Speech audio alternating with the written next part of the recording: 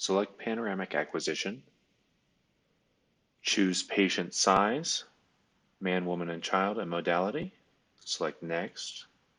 Press the Reset button. At this time, the unit will move into patient entry position.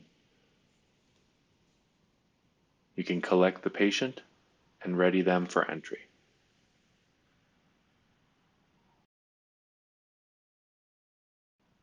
Please position the patient, have them step in, opening the bite block, pressing the laser button. For mid-sagittal laser, please ensure that this vertical laser projects from the chin rest and goes through the midpoint of the patient's anatomy. Next, ensure that the Frankfurt plane lasers are correct. To do this, there are 5 parallel lasers projected onto the patient's ear. Find the tragus of the ear and follow whichever laser is currently going through the tragus to the bottom of the orbital socket. Have the patient move their chin up or down to ensure that this laser goes straight through from the tragus to the orbital socket.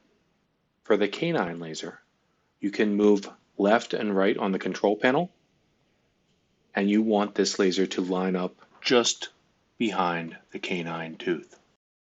Please follow the guides as printed for the quick start for panoramic imaging. You can then press the reset button to arm the unit. The unit will rotate to armed position.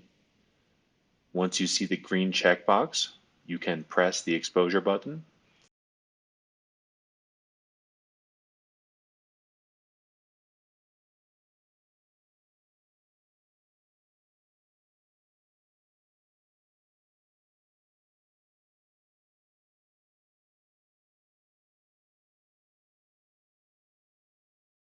The unit will end in patient exit position.